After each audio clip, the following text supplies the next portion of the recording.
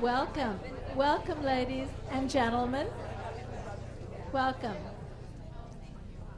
My name is Carolyn Warner, and I have the extreme privilege of introducing Dr. Feller. He's an incredible person, as you'll begin to discover as I read his introduction. And I've known him through the years, and I call him a friend now, and I'm sure you will too. Dr. Feller has completed his undergraduate training in metallurgical engineering and material science at the University of Notre Dame, graduating cum laude in 1982. He then attended the Iowa State University School of Medicine, graduating summa cum laude in 1987. Dr. Feller subsequently completed 4 years of postgraduate medical training at Stanford University School of Medicine, culminating in board certification of diagnostic radiology in 1991. Following fellowship training in orthopedic and body MRI, Dr. Feller became Chief of MRI at David Grant United States Air Force Medical Center, a position he maintained for 4 years. Dr. Feller is currently the medical director and founding partner of Desert Medical Imaging, an orthopedic center and a partner in Advanced China Healthcare. He was the MRI consulting radiologist for Desert Orthopedic Center from 1998 to 2010. He maintained an academic affiliation with Stanford University, where he was an assistant clinical professor at the Department of Radiology from 1991 to 2006.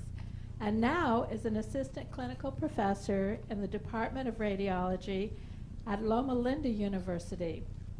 Dr. Feller has co-authored numerous peer-reviewed journal articles, book chapters, and is an editor of the textbook Shoulder Magnetic Resonance Imaging. He has given over 300 invited lectures worldwide on orthopedic and body MR imaging, as well as positron emission tomography, or PET. And it is certainly a pleasure to introduce Dr. Feller to you today.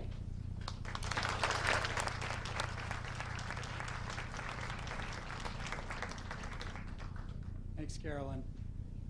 This is a great venue for me. I come to this and I see all these women. It reminds me of growing up. I was in a family of 8 kids. I had 6 sisters, so this is like coming home for me. You often wonder how they come up with the lectures for these kind of meetings, and kind of reminds me of this thing I found. I was a flight surgeon for a little while before I was a radiologist in the Air Force, and I came across these physical standards for commissioning and flying. These were medical reasons for disqualifying a candidate to pilot school in the U.S. Air Force. And most of these make sense. In the head and neck area here, it says, any tumor that's sufficient size to interfere with wearing military headgear. That makes sense. But I like number 8 down here, extreme ugliness. Hopefully this isn't why I was invited here today. So the last person that gave just a wonderful testimonial in terms of personal experience with cardiovascular disease was kind of on the stroke end of things, so things that affect the brain and the spinal cord. What I'm going to focus on here is more at the other end, things that affect the heart. And we're going to start out and just look at some facts that we know about the statistics of heart disease and focus on women in particular. Statistics in medicine is called epidemiology. That's kind of the 25-cent word for it. And one of the things we know is that cardiovascular disease is the leading cause of death and disability worldwide. Another thing that we know is that when you're born, your chance of dying from cardiovascular disease is about 50% during your lifetime. And interestingly, look at what it is for cancer. Actually, your chance of dying from cancer in 2011 is now about 20%. You know, emotionally, we think a lot about things like breast cancer and lung cancer, but in fact, you're about 2.5 times more likely to die from cardiovascular disease. Turns out in 2011, in fact, if you consider all forms of cancer, it's the most curable chronic illness, believe it or not. 40% of people that develop some form of cancer we can actually cure in 2011. So it's actually turned into a curable chronic illness in many situations. But cardiovascular disease, unfortunately, still takes about 50% of the lives. 50% of these deaths are due to something that's called ischemic coronary artery disease. Well, what's that? That means narrowing or closure of the blood vessels that supply your heart. Those arteries are called the coronary arteries. Well, what do they look like? This is a 10-second breath hold CAT scan looking at, this is actually my heart. And in those 10 seconds, we not only get a look with this study at the heart, but we also get a look at these small little linguine noodle-looking structures coursing on the surface of the heart. These are the coronary arteries. And believe it or not, it's not some big thing that affects the heart that causes most of these deaths. It's actually problems in the wall of these little tiny arteries that supply the heart that can result in a rupture of a plaque from atherosclerosis in the wall, and then that causes clotting off of the blood vessel and then cuts off the blood supply to the heart, and that's a heart attack, or what you might hear as an acute coronary syndrome or a myocardial infarction. So in the United States, we have 1 million patients that present with a heart attack each year. Just here in the United States, 1 million patients, so extremely common problem. Almost 500,000 patients die suddenly as the very first sign of their disease. I mean, that's an incredibly powerful statement. Almost 500,000 people die at presentation. The first time they have symptoms, they die. Not the first time they have symptoms, oh, I've got a problem, I'll go see my doctor and get it checked out. The very, very first symptoms. Most of the cause of this disease in those arteries that supply the heart is this atherosclerotic disease affecting these coronary arteries. 30% of patients die the very first time they experience any symptoms related to disease in these little arteries. 30%, almost a third, die at presentation. I would use that fact to say that we need to continue to push the envelope with regard to screening. Obviously, screening has improved over the years. Things like the Framingham risk profile that we use, your blood test, looking at your serum cholesterol, those things help, but we're not there yet, okay? If 30% of patients are dying at the time that they present with their disease, our screening needs to continue to improve. And so physicians and researchers in particular are looking at ways to improve screening because current screening is not yet acceptable. What about the cost? Now, we're all numb from these numbers, related to the deficit and the debt here in the United States. There are trillions, and, it's very, very difficult to wrap your arms around those numbers. But I would submit to you that $400 billion is still a big number, okay? $400 billion that's a lot of money. $400 billion in costs, direct and indirect, related to cardiovascular disease in the United States. Let's talk a little bit about women, okay? When people think about heart disease in their family, in their home, among their friends, unfortunately, they think of it as being a male-dominated disease. And that's true in younger men, okay, say over the age of 40. But in women, it turns out, once a woman reaches menopause, her mortality rate from all forms of cardiovascular disease actually quickly approaches that in men. So postmenopausal women, actually, her risk quickly catches up to mine. Premenopausally, it's definitely the case that it's much lower. But premenopausal cardiovascular disease does happen, and you've heard testimonials from women that, clearly are premenopausal women that, have dealt with these sorts of problems. So it's less common, but it still occurs. And one of the things I've learned in 25 years of medicine is when a patient, especially a woman, comes to me and says, something's not right, you have to listen to that. I don't care what any doctor tells you, what, Dr. Oz on TV or Dr. Phil or anything you read or see. If you think something is wrong with your body, never ignore that. You keep pushing the system until you get that, till your brain says, you know what, that's an acceptable explanation for what I'm sensing or what I'm feeling in my own body. That's very, very important.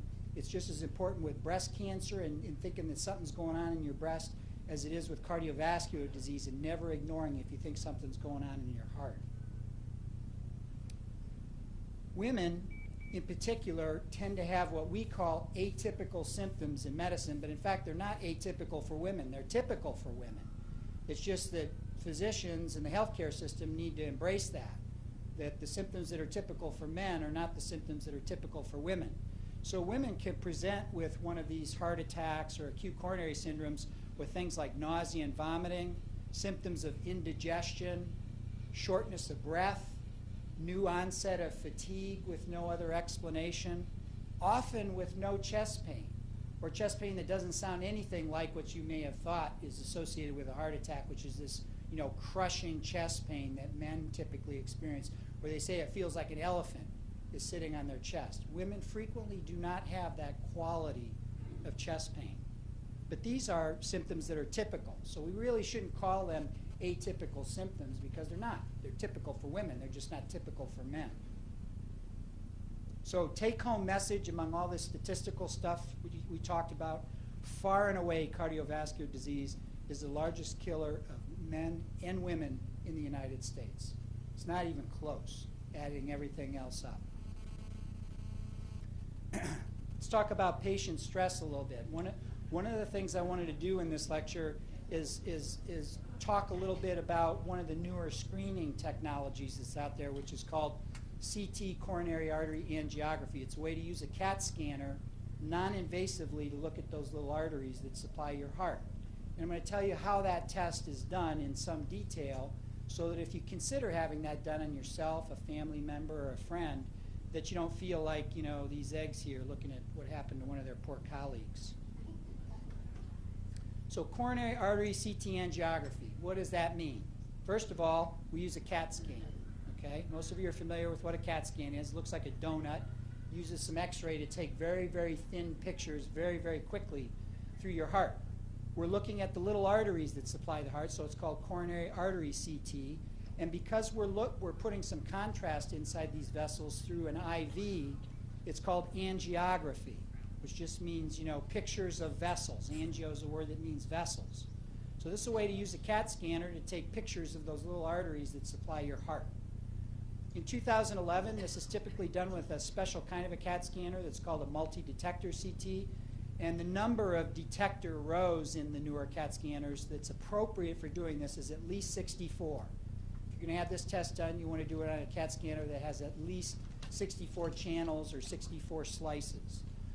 You should know that we're going to start an IV, and through that IV, we're going to give you two things. One is called a beta blocker. This is a medicine that just slows your heart down a little bit. Now, you won't notice anything from this medicine. In fact, if you had a heart attack, this is one of the medicines we would give you. It's probably the safest 30 minutes of your life while we're giving you this medicine. Now, the reason we give it is like any other camera. This camera, even though it's $1 million camera, because your heart is beating and bouncing around like any other pictures, that movement will result in blurring of the images. So the way we reduce that blurring is to slow your heart down a little bit. We get it down to about 55 to 60 beats per minute. We also give you some intravenous contrast through an IV that we've started. Now this is the same dye or contrast we use for any other type of CAT scan. When we give you that through your IV during the study, you feel a warm feeling in your chest for just about 5 seconds or so that passes into your abdomen and into your pelvis. That's expected. It's not hot. It's just kind of a warm, fuzzy feeling, like what you might feel with a good spiked eggnog at the holiday season, that kind of a thing. Nothing too serious. The whole study is done in one 10 to 15 second breath hold. So this isn't like what you may have experienced having an MRI where you're inside the scanner for 30 minutes, 45 minutes. One breath hold, 10 to 15 seconds, everything's done. We will put some EKG leads on you. Most of you have had an EKG before, so we put some leads on you. The reason that we do that is we use complicated or sophisticated software to gate the examination.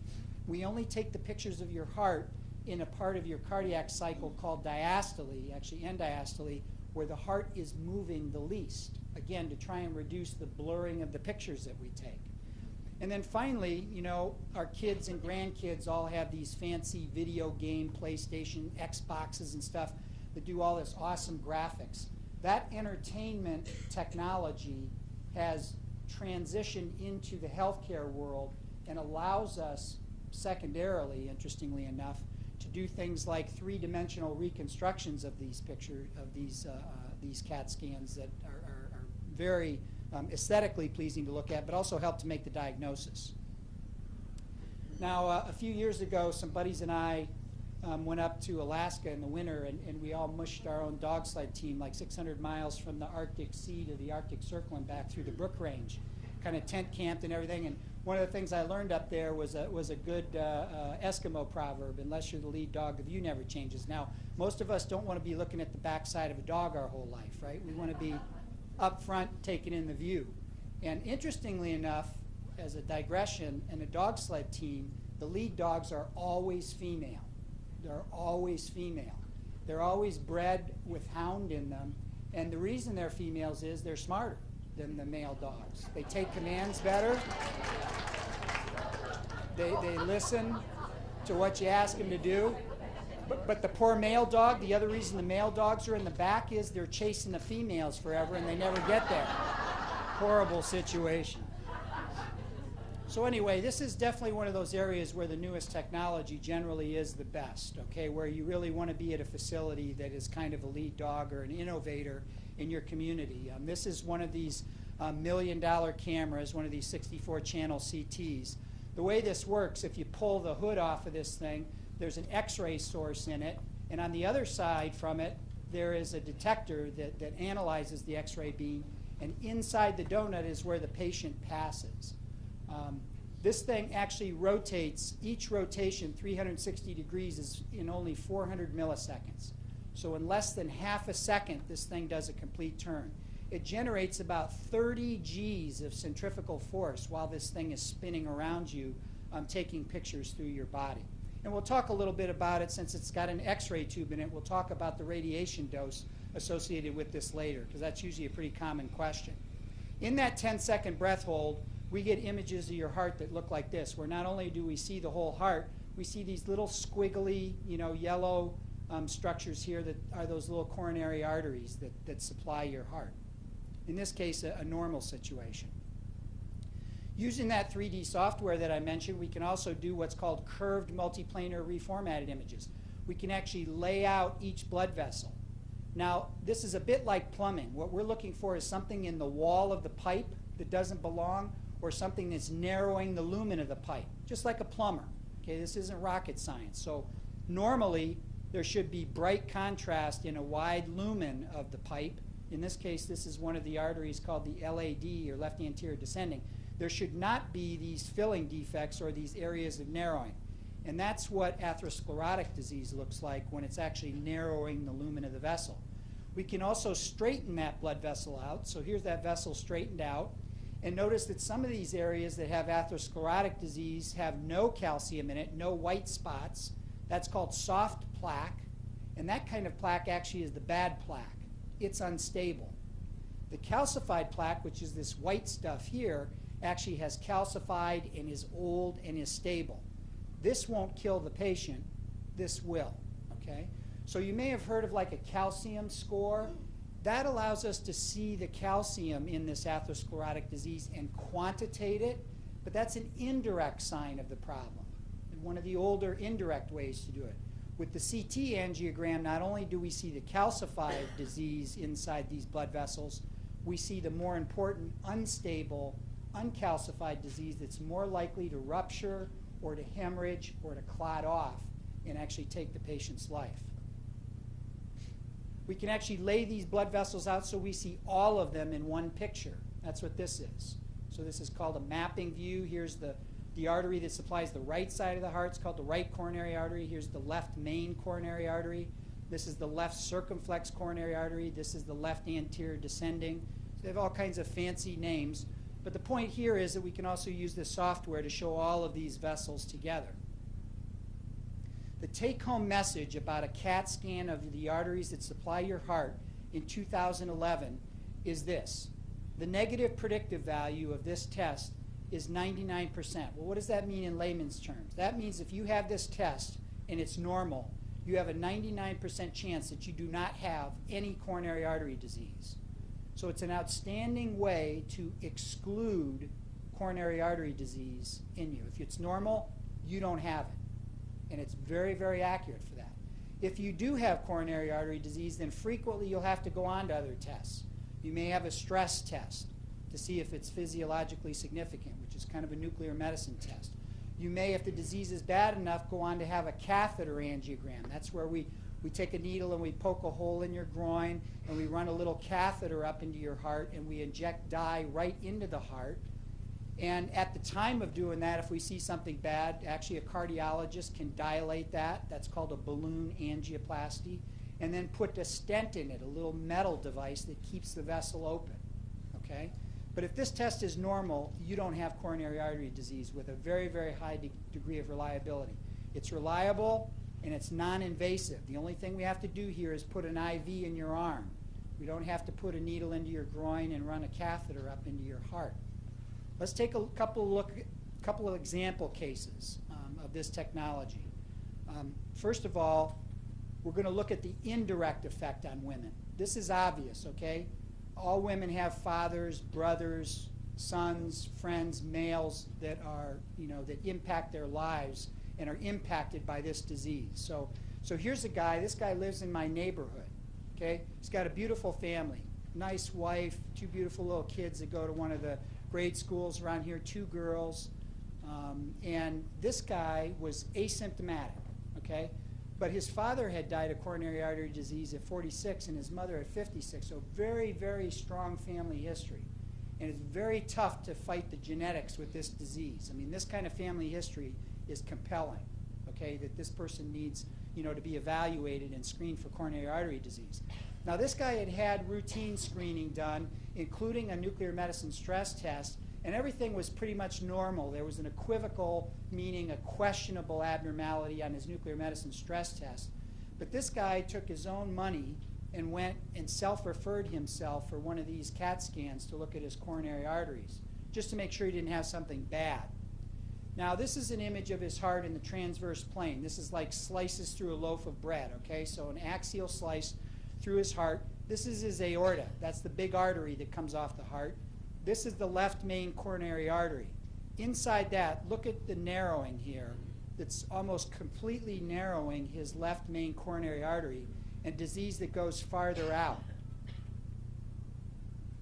When we look at images of the rest of the artery farther out, which is called the left anterior descending coronary artery, he has both calcified and non-calcified disease that I've magnified here. Here's calcified disease, non-calcified plaque. Look at the severe narrowing from non-calcified, unstable, soft plaque in this guy's left main coronary artery.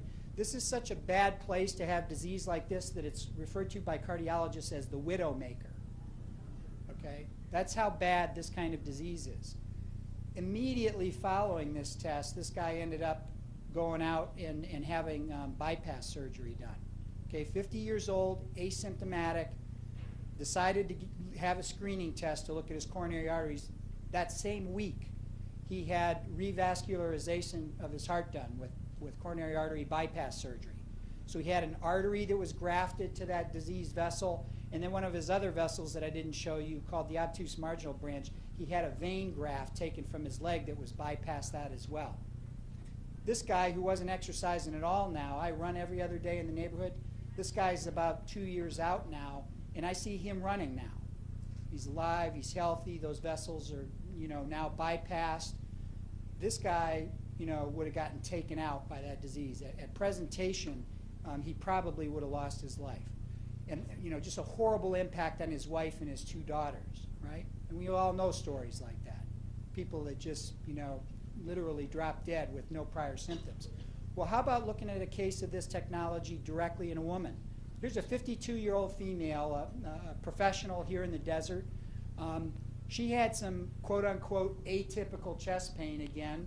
It was what she said her doctors said she had been diagnosed as panic attacks, okay? So she was concerned she was just having anxiety attacks. But she wanted to make sure nothing was going on in her coronary arteries. So again, she was a self-referred patient. And I'll mention to you, the patients who come to us who are self-referred, all of them get a consultation with myself or Dr. May, the two radiologists that read these in our practice. We sit down and review all the results and let the patient know if they need to see a cardiologist or their primary care doc, if there's something that they need to do to treat whatever it is that we find. In this patient, her coronary arteries were not normal. 52 years old, told that she just has anxiety attacks. In her right coronary artery, there's this bump. And this looks subtle to you, but see how the contrast inside the lumen of the vessel goes into that little narrowing there? That's actually an ulcer inside of this plaque. Here's a magnified view of it.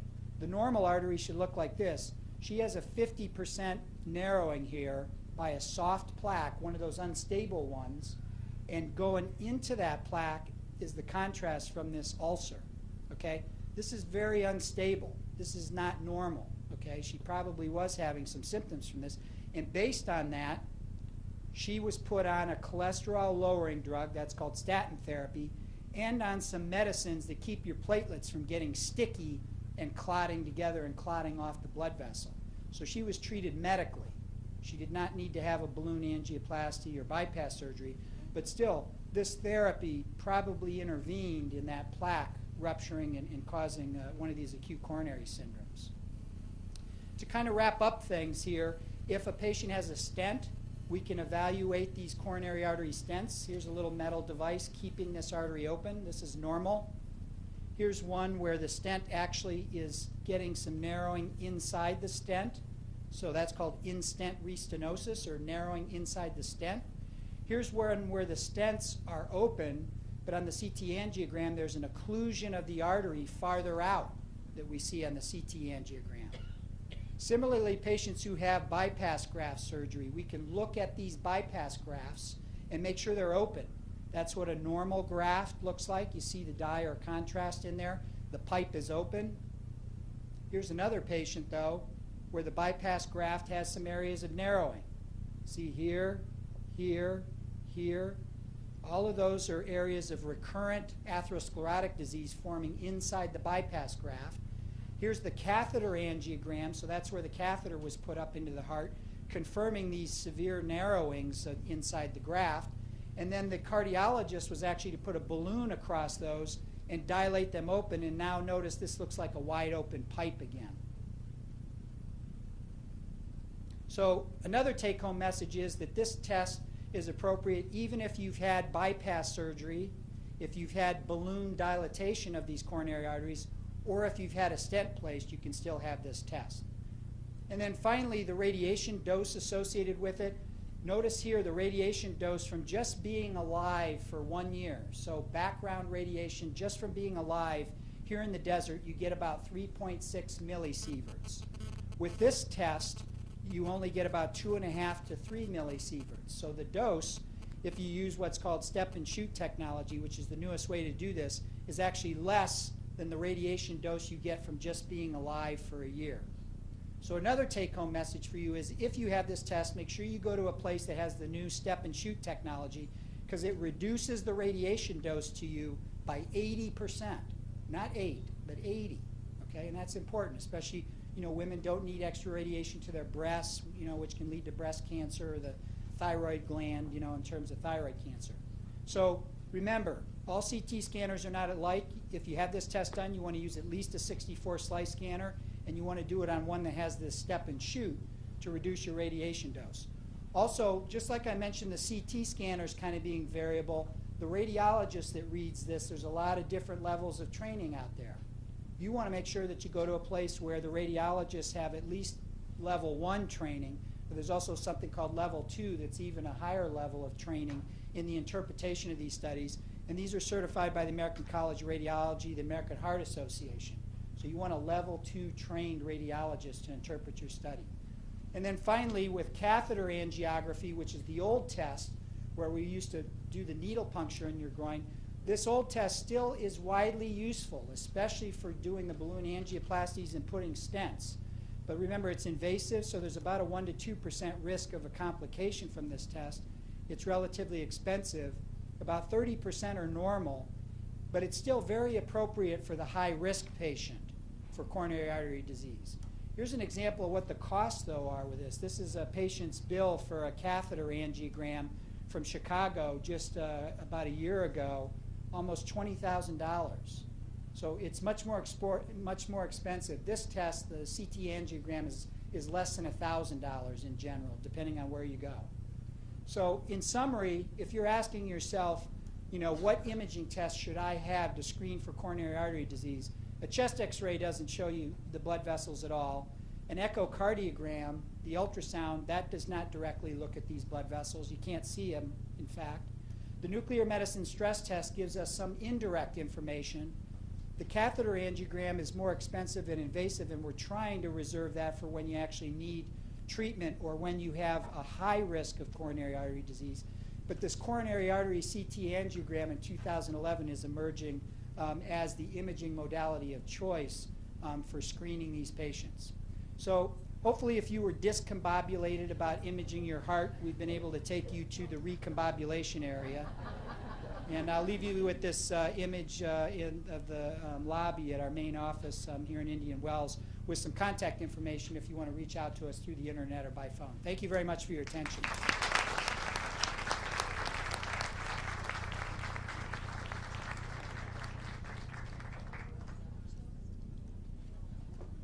Yeah, I don't think we're going to have time for questions, but I'm going to hang around here. And so if anybody has questions, please feel free to come up in the back.